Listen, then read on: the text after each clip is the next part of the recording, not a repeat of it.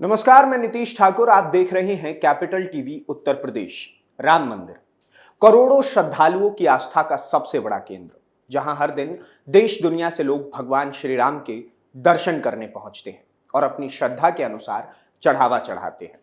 ये चढ़ावा सिर्फ पैसे या गहनों का संग्रह नहीं होता, बल्कि करोड़ों लोगों के विश्वास का प्रतीक होता है। इसलिए जब इसी चढ़ावे से जुड़ा कोई मामला विवादों में आता है, तो सवाल सिर्फ कानून का नहीं, बल्कि लोगों की आस्था का भी बन जाता है। इसी बीच राम मंदिर चढ़ावा चोरी मामले में नाम सामने आने वाले आरोपी लव कुश मिश्रा की मुश्किलें अब और बढ़ती हुई दिखाई दे रही हैं। अब मामला सिर्फ चोरी की जांच तक सीमित नहीं है, बल्कि आरोपी के परिवार से जुड़ी संपत्ति भी प्रशासन की जांच के दायरे में आ गई है। जी हां, बुलडोजर चल सकता है कभी भी। अयोध्या विकास प्राधिकरण यानी एडीए ने लव कुश मिश्रा की पत्नी सुप्रिया मिश्रा के नाम पर बन रही एक बिल्डिंग को लेकर नोटिस जारी किया है। प्राधिकरण का कहना है कि शुरुआती जांच में निर्माण कार्य नियमों के मुताबिक नहीं पाया गया है, इसलिए 1 सप्ताह के भीतर जवाब मांगा गया है। अगर तय समय में संतोषजनक जवाब नहीं मिला तो अवैध निर्माण के खिलाफ कार्रवाई की जा सकती है, जिसमें ध्वस्तीकरण भी शामिल हो सकता है। अब सवाल कई है, क्या यह सिर्फ अवैध निर्माण का मामला है या फिर जांच के दौरान और भी बड़े तथ्य सामने आ रहे हैं? क्या आरोपी की संपत्ति की भी जांच अब तेज होने वाली है? और आखिर प्रशासन ने ऐसा कौन सा नियमों का उल्लंघन पाया जिसके बाद सीधे नोटिस जारी करना पड़ा? आज की इस रिपोर्ट में हम आपको यही सब कुछ बताएंगे। आखिर एडीए की कार्रवाई क्यों शुरू हुई, नोटिस में क्या लिखा है और अब आगे इस पूरे मामले में क्या हो सकता है। राम मंदिर चढ़ावा चोरी मामले की जांच अभी जारी है, लेकिन इसी बीच आरोपी लव कुश मिश्रा से जुड़ा एक नया मामला सामने आया है। अयोध्या विकास प्राधिकरण के अधिकारियों ने सोहावल क्षेत्र में उस बिल्डिंग का निरीक्षण किया जो लव कुश मिश्रा की पत्नी सुप्रिया मिश्रा के नाम पर बताई जा रही है। अधिकारियों के मुताबिक मौके पर जांच के दौरान कई ऐसे बिंदु सामने आए जिनसे यह आशंका हुई कि निर्माण कार्य विकास प्राधिकरण के नियमों के अनुरूप नहीं किया जा रहा है। निरीक्षण के बाद एडीए ने सुप्रिया मिश्रा के नाम नोटिस जारी किया। नोटिस में पूछा गया है कि जिस भवन का निर्माण किया जा रहा है, क्या उसके लिए विधिवत नक्शा स्वीकृत कराया गया था या फिर नहीं। अगर नक्शा स्वीकृत है तो उससे जुड़े सभी दस्तावेज 1 सप्ताह के भीतर प्राधिकरण के सामने पेश करने होंगे। प्राधिकरण ने साफ किया है कि अगर तय समय सीमा के भीतर जवाब नहीं दिया गया या आवश्यक दस्तावेज उपलब्ध नहीं कराए गए तो उत्तर प्रदेश नगर नियोजन और विकास से जुड़े नियमों के तहत आगे की कार्रवाई की जाएगी, यानी सीधे तौर पर कहे तो बुलडोजर कार्रवाई की जाएगी। इसमें अवैध निर्माण को हटाने यानी ध्वस्तीकरण की प्रक्रिया भी शामिल हो सकती है। फिलहाल प्रशासन ने किसी अंतिम निष्कर्ष की घोषणा नहीं की। अधिकारियों का कहना है कि पहले संबंधित पक्ष का जवाब लिया जाएगा, उसके बाद उपलब्ध दस्तावेजों और नियमों के आधार पर अगला फैसला किया जाएगा। यानी फिलहाल ये मामला नोटिस के चरण में है, लेकिन जिस तरह राम मंदिर चढ़ावा चोरी मामले की जांच पहले से चल रही है, उसके बीच संपत्ति से जुड़ी एक कार्रवाई भी चर्चा का विषय बन सकती है। अब यहां एक बात बेहद समझना जरूरी हो जाता है। अक्सर जब किसी बड़े आपराधिक मामले की जांच होती है तो जांच एजेंसियां सिर्फ घटना तक सीमित नहीं रहती। अगर जांच के दौरान किसी संपत्ति, लेनदेन या निर्माण को लेकर भी सवाल सामने आते हैं तो संबंधित विभाग अपने अपने आधिकारिक क्षेत्र में कार्रवाई शुरू करते हैं। यही वजह है कि इस मामले में अयोध्या विकास प्राधिकरण की कार्रवाई को चोरी के मुकदमे से अलग प्रशासनिक कार्रवाई के तौर पर भी देखा जा रहा है। एडीए का कहना है कि उसका उद्देश्य सिर्फ ये जानना है कि निर्माण कार्य नियमानुसार हुआ है या फिर नहीं। इस पूरे घटनाक्रम में एक और फैक्ट सामने आ रहा है। जांच के दौरान यह जानकारी मिली है कि जिस जमीन पर यह निर्माण हो रहा है वो लव कुश मिश्रा की नौकरी के दौरान उनकी पत्नी सुप्रिया मिश्रा के नाम पर खरीदी गई थी।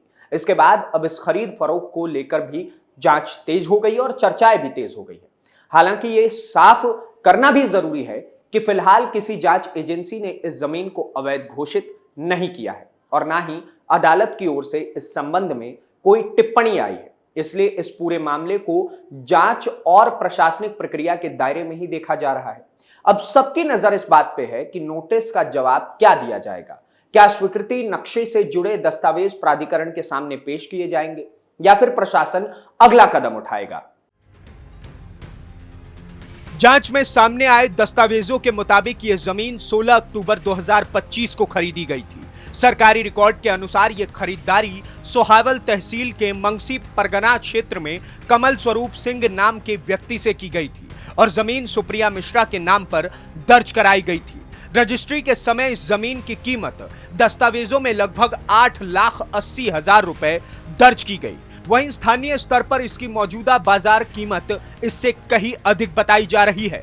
हालांकि बाजार मूल्य और रजिस्ट्री मूल्य अलग अलग हो सकते हैं, इसलिए इसका अंतिम आकलन संबंधित विभाग ही करेगा। इसी जमीन पर निर्माण कार्य चल रहा था, जिसे लेकर अयोध्या विकास प्राधिकरण ने निरीक्षण किया और नोटिस जारी किया। दूसरी ओर राम मंदिर चढ़ावा चोरी मामले की जांच लगातार आगे बढ़ रही है। पुलिस और प्रशासन इस पूरे मामले के अलग अलग पहलुओं की जांच कर रहे हैं। अधिकारियों का कहना है कि अगर जांच के दौरान कोई नया फैक्ट सामने आता है तो उसके आधार पर आवश्यक कानूनी कार्रवाई की जाएगी। फिलहाल प्रशासन नोटिस के जवाब का इंतजार कर रहा है।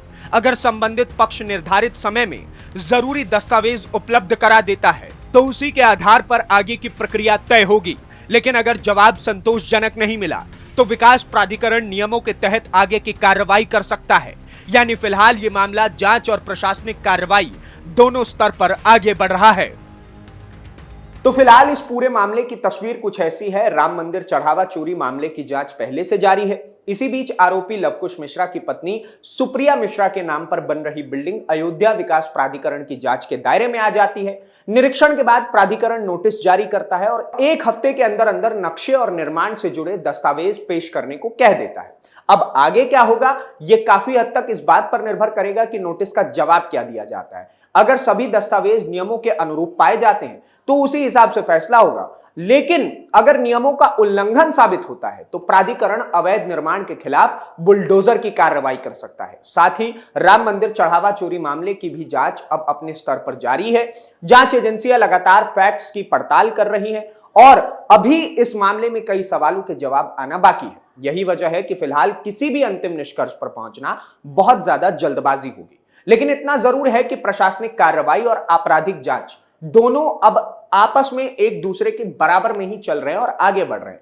अब देखना होगा कि नोटिस का जवाब क्या आता है, क्या प्राधिकरण उस जवाब से संतुष्ट होता है और क्या इस पूरे मामले में जांच एजेंसियों के सामने कोई नए फैक्ट सामने आते हैं। आने वाले दिनों में यही तय करेगा कि यह मामला किस दिशा में आगे बढ़ता है। हालांकि योगी आदित्यनाथ ने अपने शुरुआती दौर में यह बात साफ तरीके से कही थी कि अगर किसी भी प्रकार की कोई गड़बड़ी पाई जाती और जो लोग भी इस मामले में अपराधी माने जाएंगे उनके खिलाफ एक सख्त बुलडोजर एक्शन देखने को मिलेगा। और ना केवल बुलडोजर एक्शन बल्कि उनको किसी भी तरीके से बख्शा नहीं जाएगा। और इसी प्रकार से इस वक्त उत्तर प्रदेश का प्रशासन हो, चाहे वो एडीए हो, अयोध्या डेवलपमेंट अथॉरिटी क्यों ना हो, चाहे दूसरी तरफ अगर आप देखिएगा तो अयोध्या पुलिस, उत्तर प्रदेश पुलिस और साथ के साथ स्पेशल इन्वेस्टिगेटिव टीम, ये सब की सब मिलकर के एक साथ ताबड़तोड़ तरीके से कार्रवाइयां कर रही हैं। आप क्या सोचते हैं इस पूरे मामले को लेकर के, हमें कमेंट बॉक्स में जरूर बताइए। और इस प्रकार के और वीडियोस को देखने के लिए कैपिटल टीवी उत्तर प्रदेश को सब्सक्राइब कीजिए। धन्यवाद, नमस्कार, जय हिंद, जय भारत।